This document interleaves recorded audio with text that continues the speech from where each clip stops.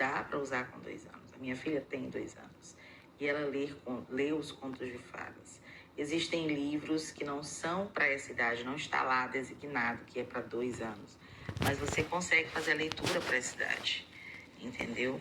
E um outro detalhe, os contos de fadas têm sido modificados em larga escala.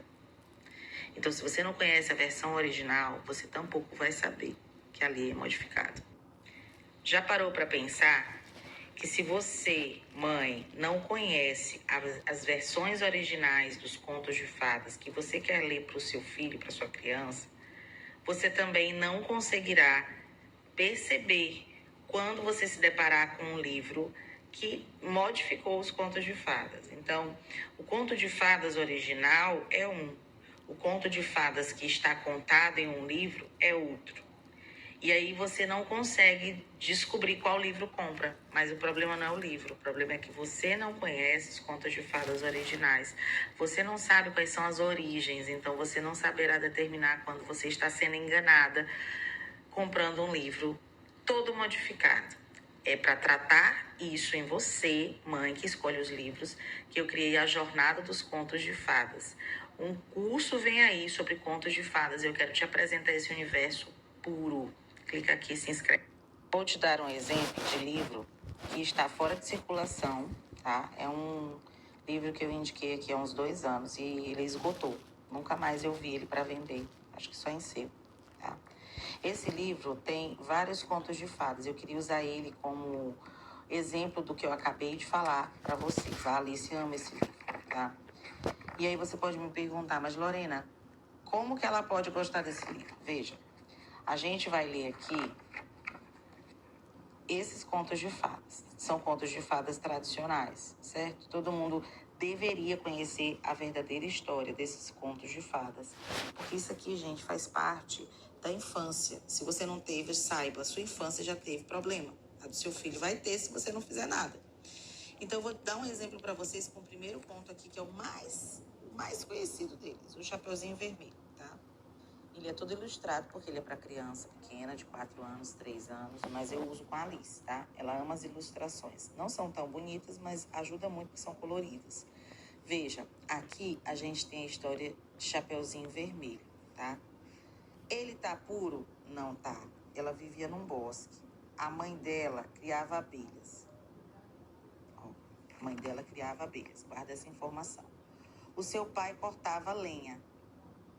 Veja, no conto original, não há menção de que a mãe dela criava abelhas, não há menção de que ela tinha pai.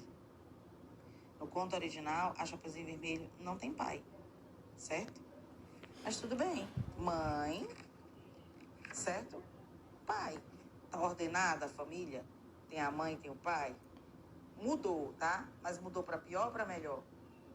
Ela inventou que a mãe criava abelhas. Tá, essa informação vai fazer muita diferença? Bom, agora vamos ao conto original, tá? No conto original, a gente só tem 2 familiares para Chapeuzinho Vermelho. Uma é a mãe, tá? A mãe. E a outra é a avó, que inclusive foi quem deu o chapeuzinho para ela, quem deu a capa vermelha para ela. E por isso ela ficou apelidada de Chapeuzinho Vermelho. Então, no conto original, há alguma menção de que a mãe criava abelhas? Não. Há alguma menção de um pai que era cortador de lenha? Não, não há. No conto original, isso não existe.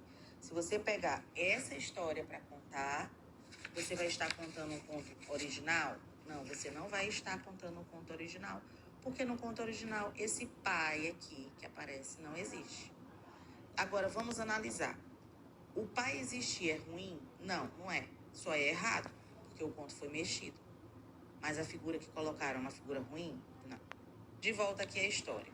Eles modificam muito. Por quê? O pai está aqui na floresta cortando lenha. A Chapeuzinho passa para entregar os doces para a mãe. E o lobo já está aqui. A história original conta isso? Não, a história original é completamente diferente. Então, o pai está em todo o cenário da história. É ruim ter um pai na história do Chapeuzinho? Não, a figura do pai é maravilhosa. Só que é mentira, né? No conto original, isso não existe. A Chapeuzinho não tem um pai protetor no conto original. Outra coisa, aqui O lobo, antes de entrar na casa da vovó, antes de comer a vovó e a Chapeuzinho, ele tenta matar a Chapeuzinho na floresta com armadilhas. Isso existe no conto original?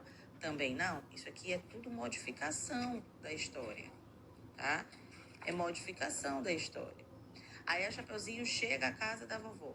No conto original, o lobo não traz nenhuma armadilha para Chapeuzinho. Pelo contrário, tá?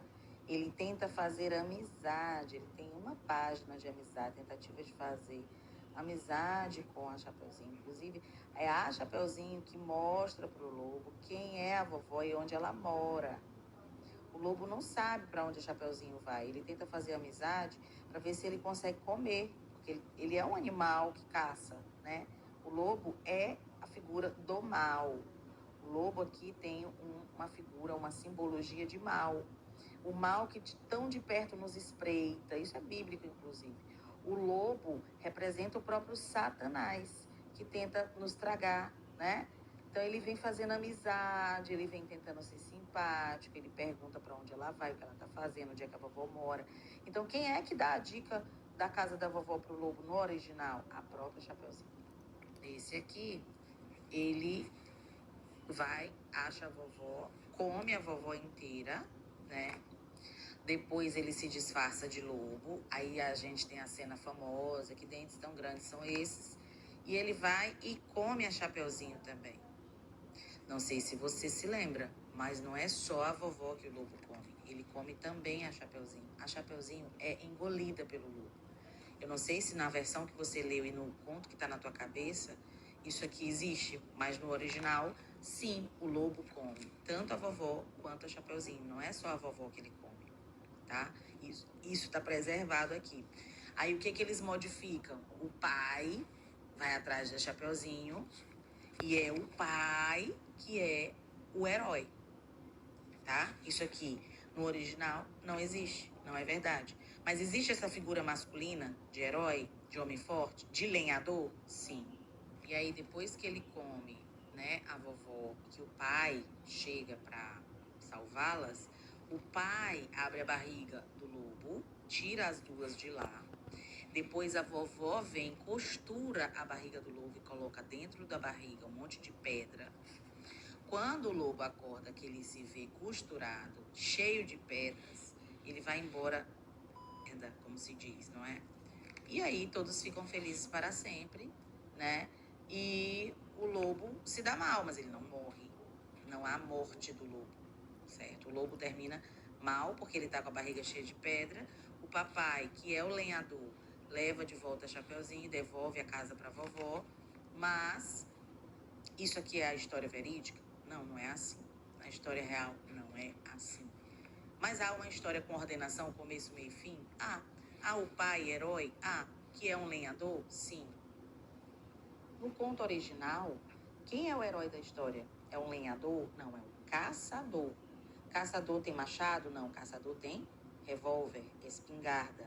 Então, sim, é uma arma de fogo, tá? Porém, é com uma arma de fogo que ele mata o lobo? Não, porque o lobo comeu a vovó e a Chapeuzinho. Então, ele deduz que se ele dá um tiro no lobo, ele vai matá-las. O que ele faz? Ele pega uma tesoura, certo? E ele abre, corta a barriga do lobo cuidadosamente para tirar a vovó e a Chapeuzinho lá de dentro, certo? Talvez você tenha lido uma história na qual ele mata o lobo e salva a vovó. Ele mata... Talvez você tenha lido uma história em que ele só come a vovó, ele não come a Chapeuzinho. Mas o original é que ele come a vovó e a Chapeuzinho. E que o lobo não é aberto com um tiro. Não, não há tiro. Não dão tiro. O caçador não dá tiro, tá? É tesoura. Pronto. Aí ele tira a vovó e a Chapeuzinho da barriga do lobo. E ele esfola o lobo e levou a pele para casa. A vovó comeu o bolo. Então, assim, o lobo morre ou ele fica vivo na história real? Ele morre. Ele não fica vivo com pedra na barriga. Ele morre. O lobo tem que morrer. O lobo representa o mal, que é aniquilado pelo bem. O caçador é o bem. O lobo é o mal. O lobo não pode ficar vivo. O lobo tem que morrer. Ele esfola o lobo e leva a pele. Ele é caçador. Caçador leva a pele do animal que caçou para casa. Isso é um costume. É uma bela oportunidade, lendo esse conto, de você mostrar o que é a caça esportiva. Como que os homens fazem, por que as peles são levadas, enfim. E detalhe, a história não termina aí. A Chapeuzinho vive uma nova aventura. Essa história aqui, o lobo fica vivo e vê o pai voltando para casa com a Chapeuzinho. O bem vence o mal, aqui nessa história, de certa forma vence, porque o lobo fica com pedra na barriga e o pai leva a filha de volta. O lobo consegue comer a Chapeuzinho, que era o seu objetivo? Não, não consegue.